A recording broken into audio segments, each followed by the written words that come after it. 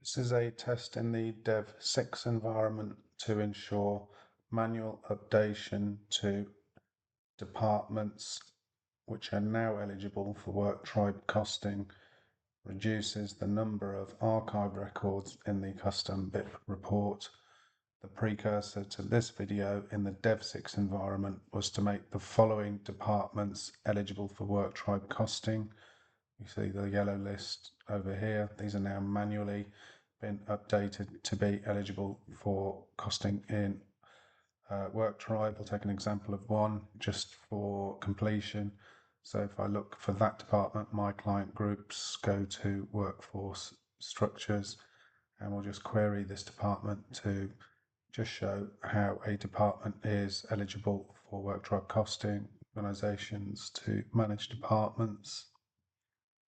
And we'll query on this department and just searching for it. So in mathematics, we'll scroll down to the bottom after clicking on the link.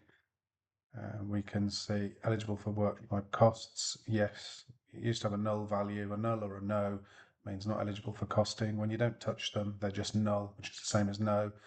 It was a null and therefore came as being an archive record for a person associated to this on the custom BIP report in the DEV6 environment. What we're trying to now prove is if we manually now change this to yes for eligible for Worktribe costs, we should see a much reduced list of people on the Worktribe custom BIP report. So now we have our list of departments over here which were not eligible for Worktribe, which are now eligible for Worktribe in the DEV6 environment. Let's now run the custom BIP report and see what number of returns we get, which are now archived. If I go to run the BIP report now, so tools, reports and analysis, or I've saved it in reports and analysis.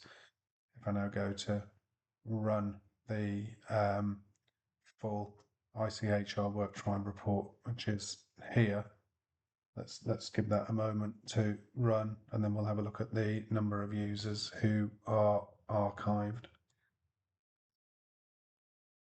So previously, before completing this exercise, 39 users were archived. 6 were due to a lookup for role appointment being no. So let's now have a look at the report. Seems like a very small return here, so I'm wondering why that is.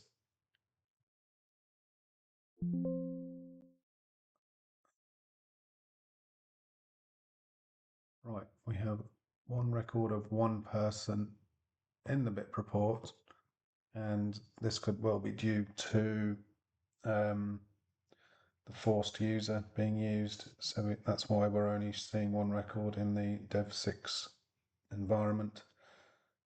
So we'll look at this in more detail later, and it could well be the fact that the ISIS users have gone through an archive process, and we're now going through the second process of adding a full list of Fusion users to the DEV6 environment, and we can then run this report accordingly from there.